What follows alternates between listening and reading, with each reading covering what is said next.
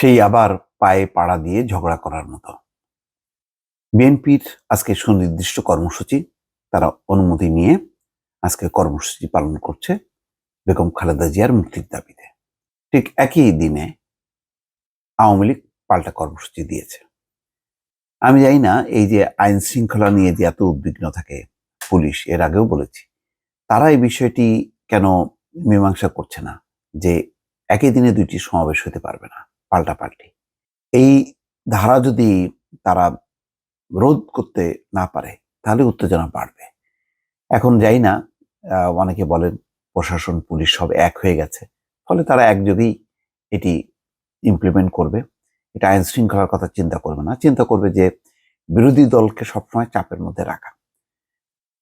যখন প্রয়োজন হবে রাজনৈতিকভাবে সেটা দল করবে, আর যখন প্রশাসনিকভাবে সেটা তখন পুলিশ করবে। এভাবেই চলছে গত নির্বাচনের আগেও, সেটা দেখা গেছে এবং সেই ধারা এখনো অব্যাহত আছে। তার বড় প্রমাণ ঢাকায় বিএনপির সমাবেশ আজ, আবারও পাল্টা কর্মসূচি আওয়ামী লীগের। অর্থাৎ আওয়ামী লীগ সবসময় পাল্টা কর্মসূচি দিচ্ছে না, পাল্টা কর্মসূচি দিচ্ছে। খালেদা জিয়ার মুক্তির দাবিতে ঢাকায় শান্তিপূর্ণ বড় সমাবেশ করার প্রস্তুতি নিয়েছে বিএনপি। শনিবার বেলা ৩টায় নয়াপল্টনে দলের কেন্দ্রীয় কার্যালয়ের সামনে এই সমাবেশ অনুষ্ঠিত হবে। প্রায় ৮ মাস পর দলীয় প্রধানের মুক্তির দাবিতে বিএনপি এই কর্মসূচি নিয়েছে। সমাবেশে ঢাকা মহানগর ও জেলা ছাড়াও আশেপাশের জেলা থেকেও নেতাকর্মীরা যোগ দেবেন বলে দলীয় সূত্রে জানা গেছে।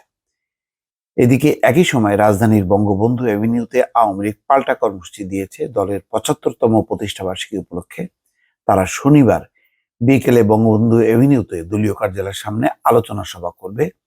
আওয়ামী লীগের সাধারণ সম্পাদক এবং সড়ক ও সেতু মন্ত্রী ওবায়দুল কাদের এতে প্রধান অতিথি থাকবেন। সংশ্লিষ্ট সূত্র বলছে, আওয়ামী লীগ হঠাৎ করেই শুক্রবার বিকেলে আলোচনা সভার কর্মসূচি ঘোষণা করে।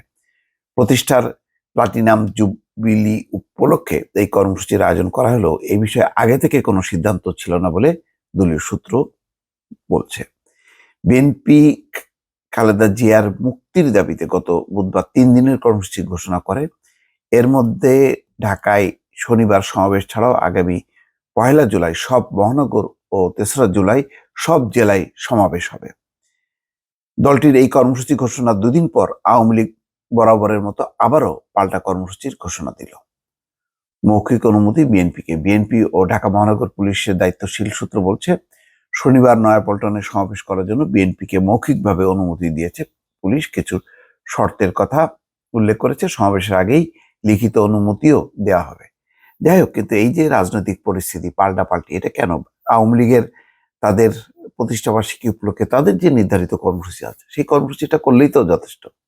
এই যে উত্তেজনা তৈরি করা, যে উত্তেজনার পরিণাম যে ভালো না, সেটি গত নির্বাচনে দেখা গেছে। কি হয়েছে? ফলে পরিণতি এই হয়েছে যে বিএনপি নির্বাচনে ছিল না। তো বিএনপি নির্বাচনে না থাকায় কি হলো? আওয়ামী লীগ নিজেরাই ৩টা দলে বিভক্ত হয়ে বা ৩ প্রতীকে বিভক্ত হয়ে নৌকা, ঈগল, ট্রাক প্রতীকে নির্বাচন করলো। এর ফলে কি দলের যে কাঙ্ক্ষিত লক্ষ্য গণতন্ত্র, সেটা কি প্রতিষ্ঠা হলো?